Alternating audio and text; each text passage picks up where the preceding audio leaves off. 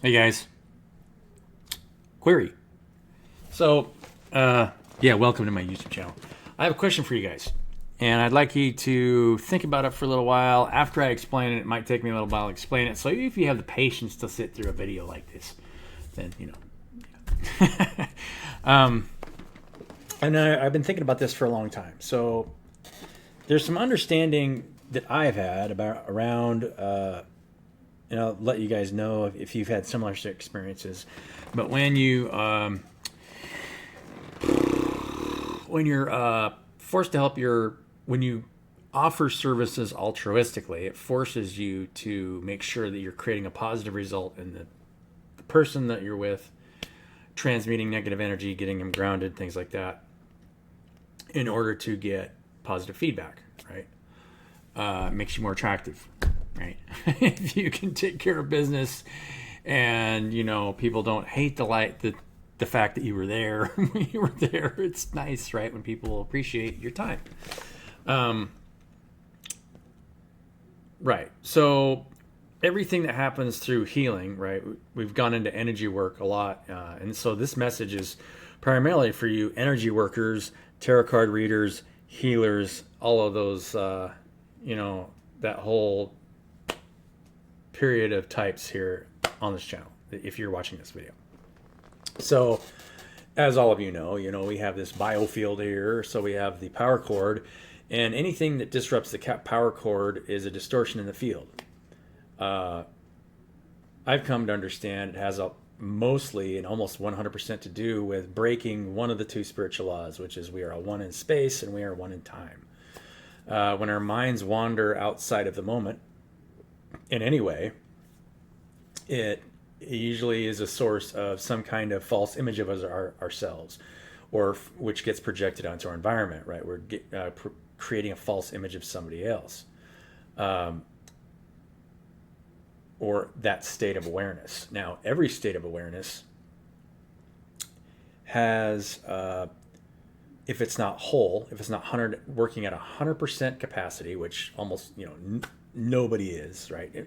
If you're working at 100% capacity in your Christ consciousness and you're just popping in and out of this dimension and then just doing what you want, right? Because you're at one with the field, you're not creating any blockages or any resistances of any kind, so you're just floating. Anyway, it means that you are wasting energy in some way, right? Because you're not perfectly present in the moment, moving all the available energy and information in the field at that point and time and space, which means that you're wasting energy. Energy is not wasted. There's always a non-physical entity feeding off of that energy. So a lot of us don't realize this, and it's something that I've come to realize very recently. There's always a non-physical energy that's maybe lying to you in some way that you've lived with your entire life. That could be an energetic pattern from a long generational structure in your DNA. It's being represented in your DNA, but it's also a distortion in your field that allows something to feed off of wasted energy, whether you're worried about what you look like or something you did in the past, some false distortion of who you are, right? Which gets projected onto your environment, right? Now, there are cases. Now, if your feedback circuit isn't working correctly, this is what I'm talking about in the mind. If the feedback circuit's not working correctly, it's all coming from here first, right? So it's always a block in your creative circuit that creates a distortion in the receptive circuit. So if you're lying to yourself, or an entity is lying to you to make sure that it can siphon energy off of you, which is 99% of the time, and I'm starting to realize this, very subtle, right? It's not, a lot of times it's not couldn't be like a large entity that's whispering something in your ear. It could be just that reoccurring theme that's in your mind that's like, it's not worth your time to do this, or they're not worth saving, something like that, right? Some kind of false reality that that something's trying to pull you into. So you're wasting your energy. You're not present, and you're not being able to focus on whatever it is you're doing or creating. Right. So tarot card readers and readers in general, or any kind of spiritualist, is trying to pinpoint ways that your energy is being wasted in the field in order to heal those connections so that you're operating correctly, right? That's what a healer's job is. Transmuting energy, blocking things that are feeding off of you, at the same time supporting the things that need to be supported. Reiki healing is all about that, right? You're restructuring the energy centers of the body to put somebody in the right place. Well, you can only heal somebody as well as you've been healed. And I've started to notice, and this is how I've gotten there, and this is why the point of this is so important, and it's leading to the end question that I want to ask. And like I said, there's so many subtle ways that we view ourselves and each other. Some of them are so microscopic that, it could be just a small little entity that's feeding off a little bit of leakage energy that you'd never notice, right? We have parasites in our skin that feed off of dead skin cells, which is a really good example of a type and shadow of what's happening on the non-physical. So there's always a non-physical component to everything that physically you're seeing. For example, scientists have noticed that we are only using approximately 10 to 15% of our brain capacity, but the full brain is there, which means we're connected on so many levels that we're unconscious of. And since we're unconscious of it, it's not showing up as an electrical impulse in the three-dimensional reality. We're unconscious of an interaction that we're having at a higher level, if that makes sense. And since we're unconscious of it here, that means there's a lower non-physical entity that could feed off of energy that you're pouring into the future or the past, something that you're not present right now. So what I've noticed, and this is why I kind of mentioned this a little bit in the vast video, in the past video, and this is why I'm going to ask this question. I've noticed, you start to notice that in the people around you, especially if you go through a process of altruism where you're not actively making much money for yourself, right? You have to get to realize, you start to get more and more aware of how you're transmuting negative energy in your environment so it keeps supporting you, right? Have to do that. Now, realistically, a servicer is doing the same thing for money, but it gets harder and harder and harder as the money starts to dry up. So the people that are actually doing the work altruistically are leaps and bounds ahead of everybody that's trying to do it for money, right? The money's drying up. Now those people are being forced into a state where they're having to support their environment energetically so it supports them if they can't sell services anymore. That's what the larger organism is doing actually on its own. That's why we're seeing a new generation of healers emerge, because you're actually learning how your interactions with other people are supporting part of them and cutting part of them off. You're always cutting off parts that wants to try and pull you into the future scary scenarios, or pull you into past resentment, BS scenarios where you're focusing on somebody's actions, because when you're doing that, then you're reliving those actions over and over and over, and you're just recreating the same trauma over and over, right? So you become a master at doing that, building and healing the people around you. Now, as soon as you switch into making money, now here's the catch, right? And I believe this is why Jesus said what he said. The catch is that as soon as you switch that into start making money actively, or charging for a service. Let's say I charged people $300 an hour to do a energetic assessment. So I'd say, hey, look, it looks like you're this, this, and this. Please work on this, this, and this. Make sure your meditation times are good. Make sure you're just taking care of yourself. Don't worry about things. Let your inner child out. Do the things that make you happy, right? I mean, simple advice that everybody should be giving each other to make sure that your lives are more enriched. So here's the trick, right?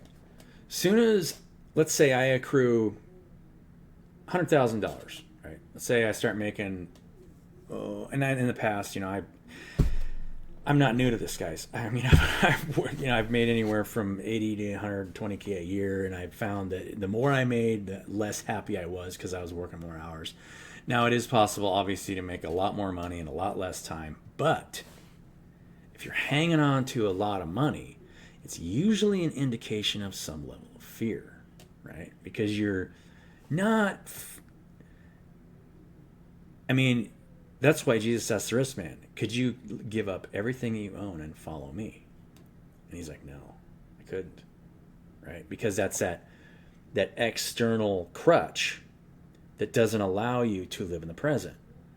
Because you're never going to live fully in the present if you're trying to store for tomorrow. Never. So here's the glitch. I have been trying to just create structure that emulates national organism so that people learn these lessons within a structure and learn how to work together, right? Inside of a model that allows us to at least build and sell products and services and set those boundaries for people that do want to worship the external so that we're supported equally against those people. But my thought, and this is the question I'm asking, is by doing that, am I offering a handicap for the community by making money because it's going to limit your growth, right?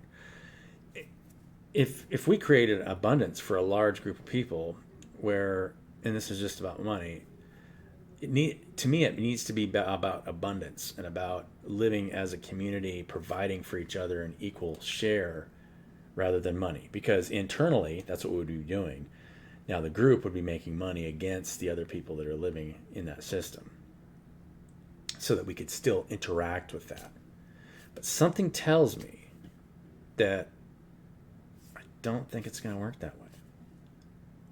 For one thing, let's say, and what makes this system more attractive, and I've had this conversation with some business partners, is that when you create a level that everybody can get to across the board for any business, and you have to make group decisions together, and you can't set one person above another. You can have apprenticeship-based positions, but they reach full maturity according to their peer review from their peers, their direct peers, right? Which is the way it should be. I've never been one to agree with like state-mandated 4-year apprenticeships, because everybody learns at a different level, and not only that, a lot of times those jobs are sought after just because of the end result of the money, but not because it's best suited for that person or they're really even interested in that job. I don't know how many people I've seen work as an electrician who didn't really enjoy electrical work. They just knew that it had the potential to make them a lot of money, and so they just wanted that job. But for that reason, they just generally weren't that good at it, and they wouldn't think about what they needed to do on a day-to-day basis to stay productive in that profession because of that, right? In a healthy system, you would have the peers say, hey, look, what do you want to do? Right? What is it you really want to do for us, the other people around you? Just do that. And more than likely, you're going to be so good at that you're going to reach that level that everybody else is at in a very short amount of time. Your peers are going to say, yeah, just give them full vested interest in the company, right? Everyone's a co-owner. Everyone has mutual interest in the same amount of assets, all that stuff. However, when everybody is seeing the external, there will always be a little bit of fear to leave that company, right? Or there's a little bit of fear there, right? At the same time, there's also the drive to make sure that you're providing for the people around you and that your peers are supported so that they support you. There's always that accountability asset. That's the thing, right? So the accountability is there. And that's what actually pours you into growth. I just recently tried to start this project with a group of guys, and I noticed how we were all different in different ways. And team development is constant. It never stops. And if you are forced to agree on something as a group, before you can move forward, it forces you to let go of old positions and understand other people's positions. It forces you to also encourage, make sure that you're standing on your firmly on your beliefs and saying, hey, look, I think we still got to hold on to this one because of this, this, and this. For example, if you're going to start a business like this and you are very concrete in your ability to work and manage and do this, you'd want to protect your position for at least 12 months, right? Because it'd be really easy to hire people in the first 12 months that would sabotage your position just because you started it. I mean, the nice thing is building something like this is that you could start it somewhere else, but then you're having to restart. It would take you another 6 to 12 months a lot of times to get momentum with another group of people to start something like that, right? So the idea is to protect yourself in the short term and then allow people to move you in the long term, where either your peers feel like you best fit in that group, or do what you want to do where you feel best supported, and you can always stay on a growth curve, right? You could start a new profession and just take less abundance from the community and then until you are fully vested. Another thing to think about is when you're fully present and we're kind of running into we're all approaching Christ consciousness, right? That's the end goal, is Christ consciousness, where we finally move past the fear of death, and that we actually are not wasting our energy at all anymore, which means we're fully light-bodied in the field, fully present. Then what's the point of all this anyway, right? So the question for all of you watching this now, you're always watching something now, right, is would you support an organically structured, equal incentive and accountability organization to work for, so you wouldn't have to, where you could support each other in different roles? Or does it feel like everybody is moving towards the fully present, not wasting your energy, and cutting off of all those non-physical entities that are feeding off of wasted energy, and that's why we see the world that we do, right? So much wasted energy.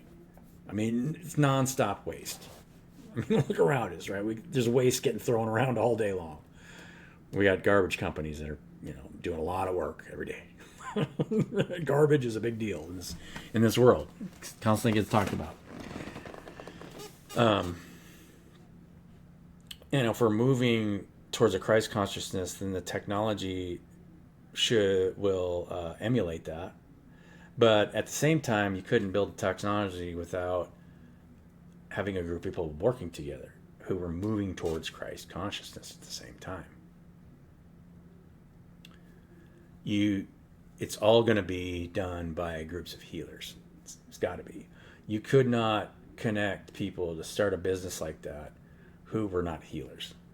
Fundamental healers, right? People that could get people grounded, neutralize conflicts all the time, raise the team collective, because your team sizes would be probably 10 people or less. There's spiritual laws around that for a reason. As soon as you get over 10 people, it starts to fractionalize, and then you get groups that separate into more than 10 people. Or, I mean, less than 10 people. They just you can't work with more than 9 other people at the same time, right? You just can't do it. There's not enough hours a day, and you just kind of break off into groups, in separate groups. But the team group, gets more and more efficient over time. The more people understand each other, the more they feel.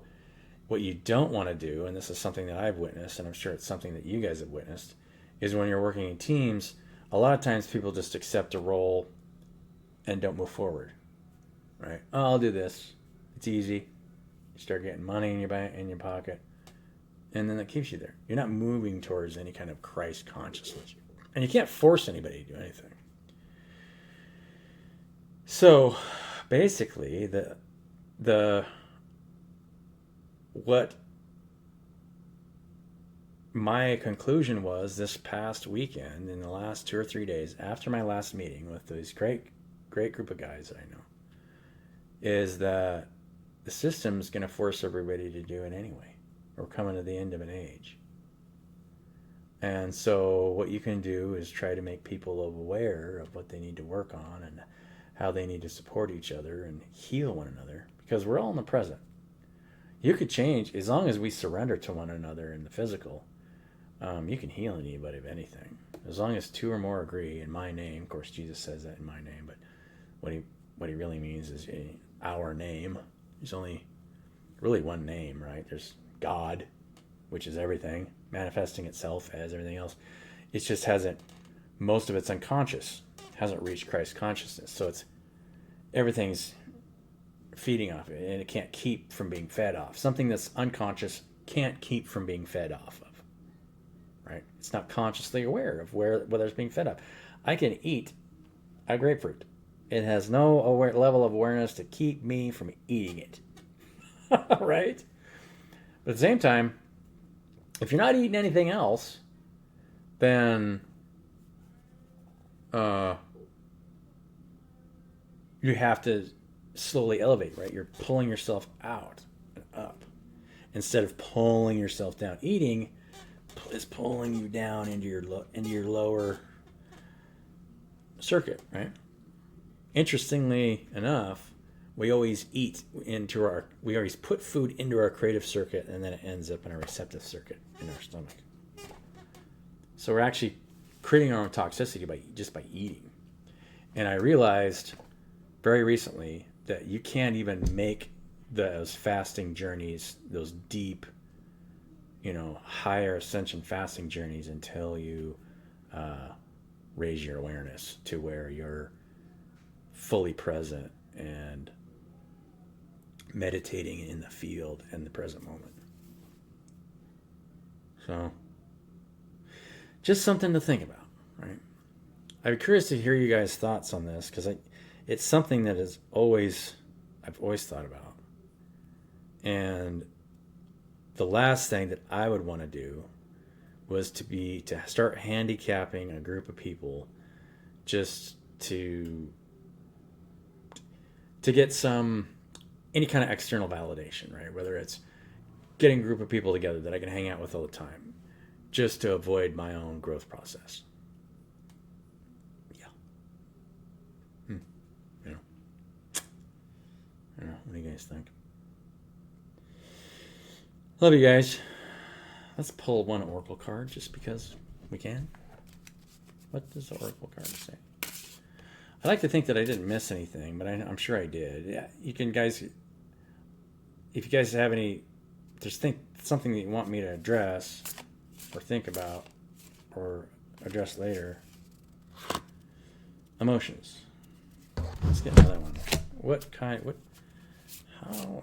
We'll just draw some cards. What kind of emotions are we involved with here?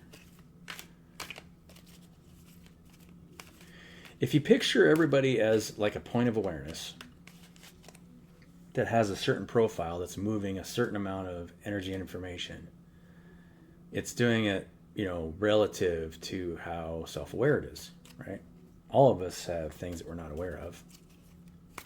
And if we're not aware of it, then it has power over us. Balance. That's a pretty good card. We're balancing our emotions and staying curious. I don't think it gets any better than that, right? I love this balance card. You guys can see that. Just the snakes or the serpents around the tree in an equal winding. He's fell on the floor, but I didn't want more than one card anyway.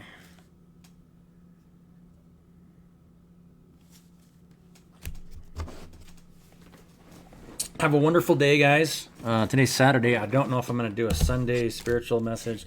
I kind of wanted to get this one across, and I didn't want to wait till tomorrow to do it because I think I'm going to have a busy day tomorrow. So it's just the feeling I get. Love you guys. Have a beautiful day. And I think I'm just going to put a big question mark at the beginning of this video on the thumbnail, just so you guys know that I'm asking a question. And I'm really curious to see what you guys have to say. Yeah. Love you.